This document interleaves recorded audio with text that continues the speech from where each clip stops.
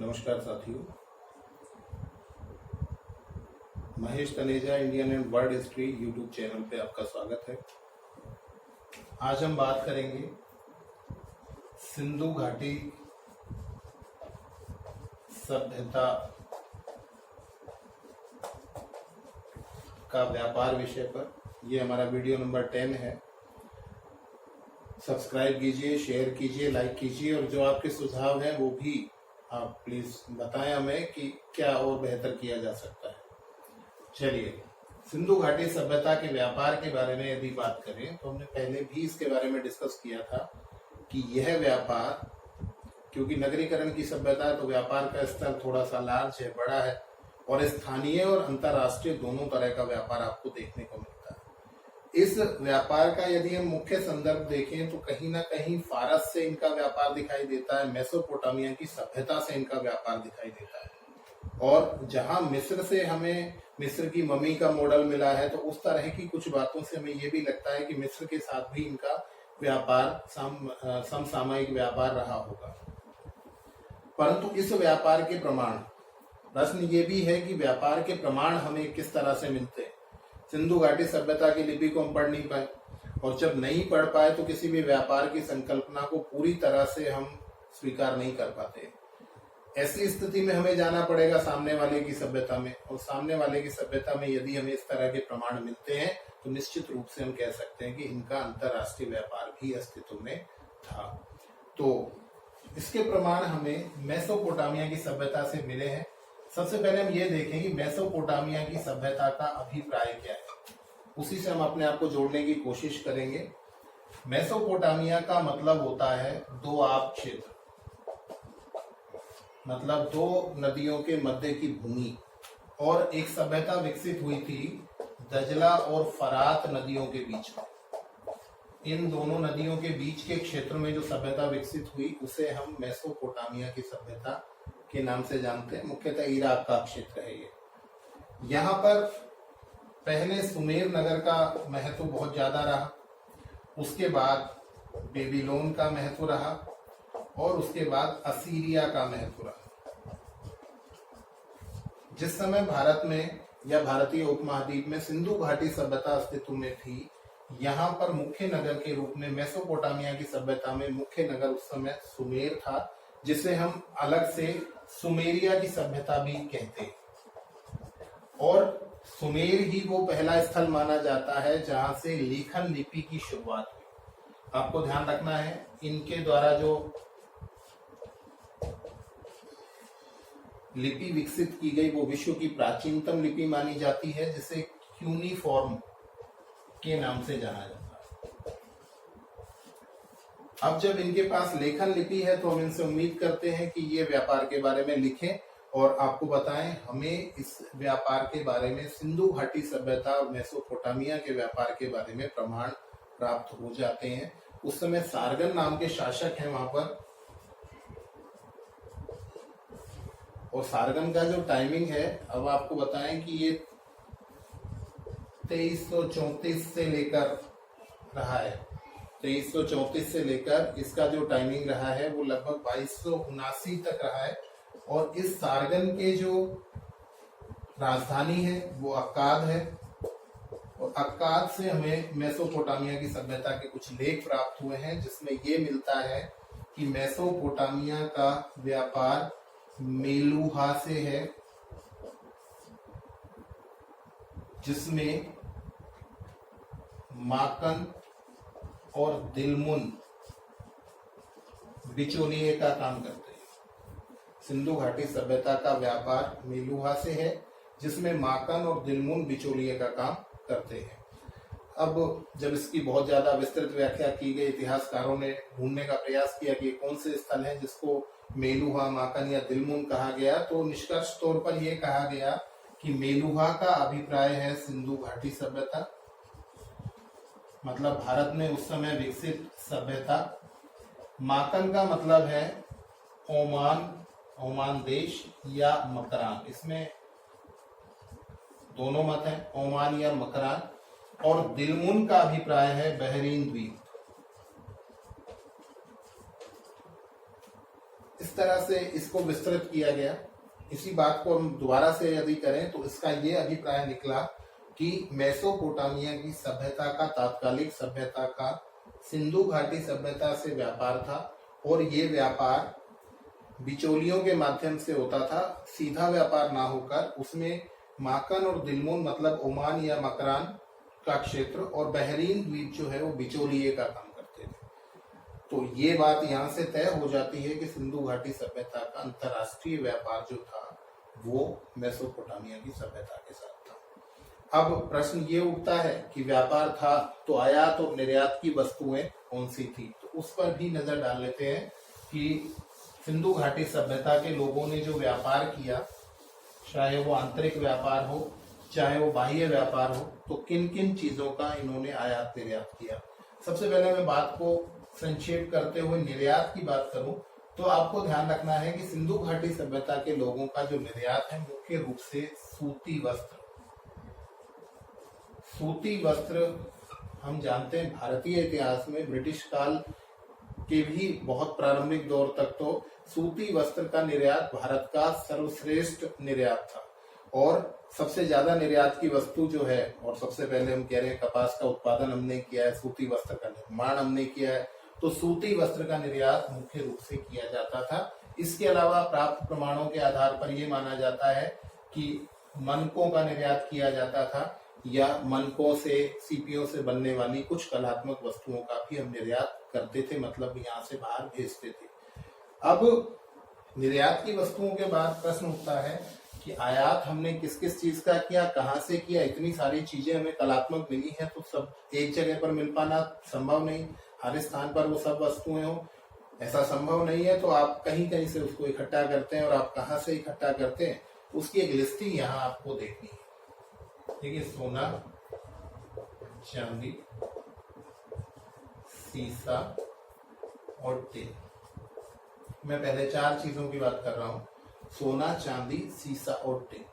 ये आपको सिंधु घाटी सभ्यता में कहां से प्राप्त है, तो कहां से प्राप्त है, तो सोना ईरान, अफगानिस्तान और दक्षिणी भारत। हम जानते हैं कि दक्षिण भारत से भी सोना कुछ मात्रा में प्राप्त होता है। 3 स्थल यहाँ पर तय किए गए हैं कि सोने का आयात कहाँ से करते थे, ईरान, अफगानिस्तान और दक्षिणी भारत से करते थे। अब चांदी भी ईरान, अफगानिस्तान से, सीसा भी ईरान, अफगानिस्तान से। एक साथ इसीलिए बताया जा रहा है क्योंकि ये एक साथ याद हो जाएगा हमें। और टिन भी ईरान और अफगानिस्तान से। मतलब मोटे तौर पर सोना, चांदी, सीसा और टिन, ये 4 चीजों का आयात हम कहाँ से करते हैं, ईरान, अफगानिस्तान से करते हैं। सोना दक्षिण भारत से भी करते हैं। तो आपको एक याद करने के फॉर्मूले के तौर पर इन चारों को SC/ST के नाम से जानना कि हमें SC और ST जो धातु है वो कहाँ से प्राप्त हुई है, तो ईरान और अफगानिस्तान से प्राप्त हुई है। चलिए, ये 4 चीजों के बाद बात कर लेते हैं हम तांबे के बारे में। इसके बारे में थोड़ा सा आपको हटके सोचना है, कहीं आप टी से तांबा ना बना दें। तो तांबे के बारे में आपको ध्यान रखना है कि खेतड़ी जो झुंझुनू राजस्थान में है, और इसके अलावा बलूचिस्तान, ये इसके प्रमुख क्षेत्र हैं। तो ये मुख्य धातु हैं जिनके बारे में हमें जानकारी प्राप्त होती है कि सिंधु घाटी सभ्यता के लोगों ने इसका आयात यहाँ से किया होगा। इसके अलावा बात करते हैं कुछ महत्वपूर्ण बेशकीमती मणियों की। लाजवर्द मणि, जिसे आप वैदुर्य मणि भी कहते हैं, इसकी प्राप्ति का स्थल था बदख्शां,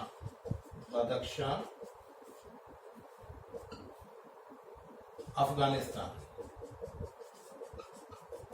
यही बात को अटैच कर लेते हैं कि नील मणि, जो नीले रंग की मणि थी, उसकी प्राप्ति भी आप कहां से करते हैं, बदख्शां, अफगानिस्तान से करते हैं। तो लाजवर्द मणि और नील मणि, आपको दोनों ध्यान रखना है कहां से प्राप्ति स्थल है, बदख्शां, अफगानिस्तान। बहुत सारे एग्जाम्स में हमसे ये पूछा गया है। इसके बाद हरित मणि की बात करते हैं, हरे रंग की मणियों की बात करते हैं, तो इसकी प्राप्ति का स्थल रहा है हमारा दक्षिणी भारत। और फिरोजा नाम की बहुमूल्य स्टोन की बात करें, हम पत्थर की बात करें, मणि की बात करें, तो ये हमें प्राप्त हुआ है ईरान से। तो आपको ध्यान रखना, फिरोजाई, फिरोजाई, फिरोजी, फिरोजाई, फिरोजी, है ना। तो फिरोजी से याद रखना है कि फिरोजा नाम के जो बहुमूल्य धातु, सॉरी, जो पत्थर है उसकी प्राप्ति हम कहाँ से करते थे, तो वो हम ईरान से प्राप्त करते थे। तो ये सारे के सारे आपको ध्यान रखने हैं, बहुत आसान सा है। STSC, सोना, चांदी, सीसा, टिन, ये चारों ईरान अफगानिस्तान से, तांबा, खेतड़ी और बलूचिस्तान से, लाजवर्क मणि या वैदूर्य मणि बदख्शां अफगानिस्तान से, नील मणि भी बदख्शां अफगानिस्तान से, हरित मणि दक्षिणी भारत से और फिरोजा ईरान से। तो ये सारी चीजें आपको ध्यान रखनी है कि ये इनके व्यापार की मुख्य वस्तुएं, आयात की मुख्य वस्तुएं थी। व्यापार जो था वस्तु विनिमय पर आधारित था और इसमें किसी तरह से मुद्रा प्रणाली के प्रचलन की संभावना अभी तक हम व्यक्त नहीं कर सकते। सिक्के भी अब प्राप्ति में आ रहे हैं, परंतु जब तक आप लिपि के माध्यम से या सिक्कों के एक प्रकार के माध्यम से लेन देन को तय नहीं कर पाएंगे, तब तक यही माना जाएगा कि वस्तु विनिमय पर आधारित ये सारा व्यापार था। चलिए अब एक और संदर्भ में बातचीत कर लेते हैं। सिंधु घाटी सभ्यता के लोग कौन थे? सिंधु घाटी सभ्यता के लोग कौन थे पर बहुत सारा विचार विमर्श हुआ, बहुत सारे डिस्कशंस आए और उन डिस्कशंस में हम क्या पाते हैं कि विभिन्न इतिहासकारों ने अपने अपने मत दिए हैं और उन मत के माध्यम से हम कोशिश करेंगे तय करने की। तो सिंधु घाटी सभ्यता के लोग,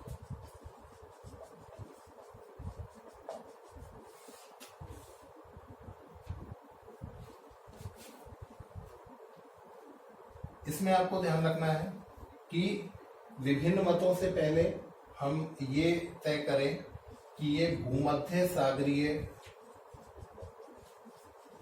प्रजाति के स्वीकार किए जाते हैं। जो आम जन है उनको भूमध्य सागरीय प्रजाति के माना जाता है और इस तरह से इन्हें द्रविड़ स्वीकार किया जाता है। इनका जो बेसिक स्ट्रक्चर है, जो शरीर की बनावट है, जो कंकाल आदि से हमें मूर्तियों से प्राप्त हुआ है, तो इन्हें भूमध्य सागरीय प्रजाति के द्रविड़ के रूप में आमतौर पर स्वीकार किया जाता है। परंतु इसमें कुछ ऐसा भी है कि कहीं हम कहें कि जो मूर्तियां हमें प्राप्त हुई है वो थोड़ी सी अलग भी मिली है। जैसे आपको बताएं कि पुरोहित की मूर्ति मिली है, जो मोहनजोदड़ो से जो प्रसिद्ध पुरोहित या पुजारी की मूर्ति हमें प्राप्त हुई है, तो उसे संरचना के आधार पर मंगोलाइड कहा गया है, मंगोलाइड प्रजाति से संबंधित कहा गया है। इसी तरह से हमने जो कांसे की नर्तकी प्राप्त की है उसे प्रोटोस्टोलाइड कहा गया है।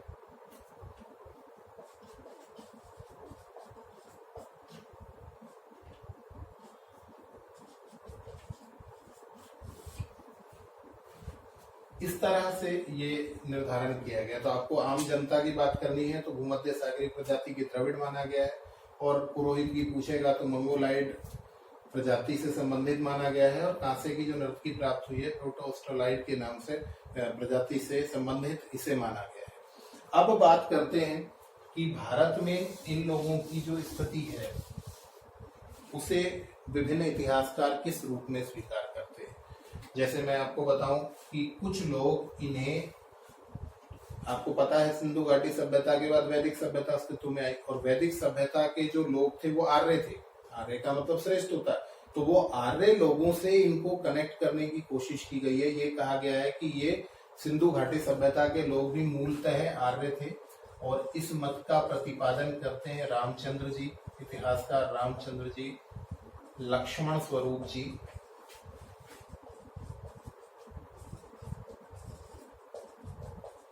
इसके अलावा बीबी लाल और SR राव।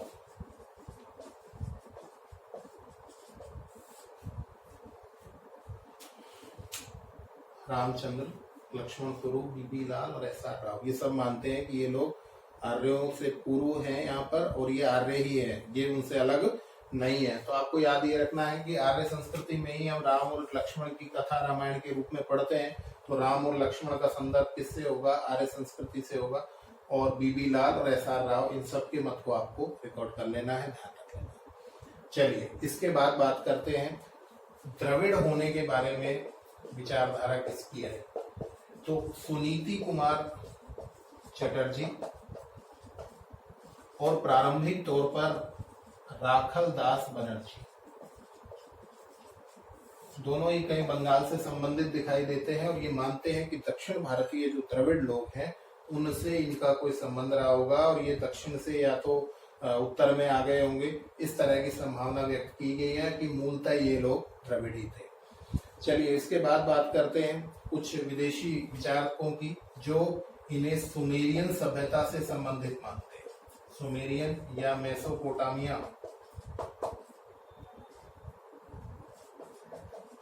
की सभ्यता से संबंधित मानने वालों में एक तो आपको ध्यान रखना है व्हीलर है, गार्डन चाइल्ड है।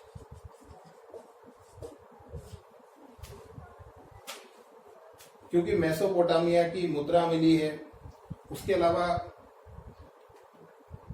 वहां पर इनका व्यापार है, इतनी दूर तक व्यापार की संभावनाएं आमतौर पर लगता नहीं है उस समय रही होंगी, पर इतना बड़ा व्यापार दिखाई देता है तो ऐसा लगता है कि कहीं मेसोपोटामिया की सभ्यता से ये बिल्कुल अटैच है और वहीं से निकली हुई एक शाखा जो भारत में आ गई वो स्वीकार किया जाता है। तो व्हीलर, गार्डन चाइल्ड, इस तरह के विचारकों की विचारधारा यहाँ पर आपको ध्यान रखनी है। इसके बाद बात करते हैं कि कुछ लोग इनको जो बलूचिस्तान और राजस्थान के क्षेत्रों में जो ग्रामीण संस्कृतियां विकसित हुई उनसे संबंधित मानते हैं, जिनमें बहुत इंपॉर्टेंट है फेयर सर्विस है। आपको यहाँ बताइए बलूची ग्रामीण संस्कृति से संबंधित मानते हैं या ग्रामीण संस्कृतियों से संबंधित मानते हैं और इनमें डीपी अग्रवाल, मैंने नाम लिया फेयर सर्विस, इसके अलावा Romila Thapar, D P Agrawal, Fairservis, Romila Thapar, इन सब का मत ये है कि जो ग्रामीण संस्कृतियां बलूचिस्तान और राजस्थान के बीकानेर, सोती संस्कृति आदि, तो उनसे संबंधित कहीं ना कहीं ये लोग रहे हैं, ग्रामीण संस्कृतियों से संबंधित रहे हैं और इनका मत भी पूरी तरह से स्वीकार हालांकि नहीं किया जाता। और इसी में केवल एक सोती संस्कृति जो बीकानेर से प्राप्त हुई है उससे संबंधित करते हैं अमलानंद घोष।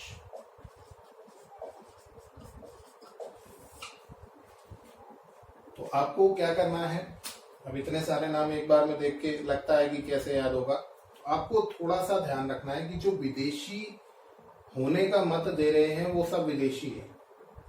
सुमेरियन, मेसोपोटामिया की सभ्यता का जो मत देंगे व्हीलर और गार्डन चाइल्ड दोनों ही विदेशी हैं, तो इन्होंने मुख्य रूप से दिया है। ग्रामीण संस्कृतियों से संबंधित DP Agrawal, Fairservis, Romila Thapar. Sothi संस्कृति क्योंकि राजस्थान की है, बीकानेर की है और राजस्थान में कालीबंगा की खोज का श्रेय अमलानंद घोष को दिया जाता है, तो इन्होंने ये कहा है कि सोती संस्कृति से ही उद्भूत है ये। और द्रविड़ संस्कृति की बात वो करेंगे जो बंगाल से संबंधित है, मतलब चटर्जी और बनर्जी, सुनीति कुमार चटर्जी और राखलदास बनर्जी। और आर्य संस्कृति की बात करेंगे राम लक्ष्मण बीबी लाल और SR राव। तो ये आपको कहीं ना कहीं एक बार मैनेज करना होगा कि इस तरह के प्रश्न पूछे जाते हैं कि किसके अनुसार, किस एक इतिहासकार के अनुसार सिंधु घाटी सभ्यता के लोग किस स्थान से संबंधित थे। तो इसे आप महत्वपूर्ण मानते हुए इसे याद कर लेंगे। ये था हमारा वीडियो नंबर 10, सिंधु घाटी सभ्यता का वीडियो नंबर 6। अब इसके बाद अंतिम सिंधु घाटी सभ्यता के अंतिम परिप्रेक्ष्य में हम पलायन करेंगे और वहां पर हम बात करेंगे एक तो कुछ महत्वपूर्ण स्थलों की जो एग्जाम में पूछे जाते हैं कि किस राज्य से या पाकिस्तान के किस क्षेत्र से संबंधित है, और इसके अलावा सिंधु घाटी सभ्यता के जो पतन है उसके कारणों पर एक विश्लेषण, एक व्याख्या अगली वीडियो में, जिसके बाद हम अगले टॉपिक की ओर जाएंगे। चलिए बहुत बहुत धन्यवाद, जुड़े रहिए Mahesh Taneja Indian and world history YouTube channel से। सब्सक्राइब कीजिए, लाइक कीजिए, शेयर कीजिए और जितना हो सके लाभ पहुंचाइए उस अंतिम कैंडिडेट तक जो शायद ऑफलाइन क्लास के लिए समय नहीं दे सकता, एक निश्चित टाइम टेबल नहीं दे सकता, या जिसके पास आर्थिक रूप से परेशानियां हैं, वहां तक बात पहुंचाने की कोशिश कीजिए। उम्मीद है सफलताएं मिलेंगी। बहुत कुछ ऐसा जो हम जीवन में सोच के चले हैं वो सार्थक हो जाएगा, सफल हो जाएगा, हमारे लिए ऊपर वाले की देन हो जाएगा। तो आप थोड़ा सा इसको लोगों तक पहुंचाने का प्रयास करें बात को, निश्चित रूप से आपको लाभ मिलेगा। बहुत बहुत धन्यवाद।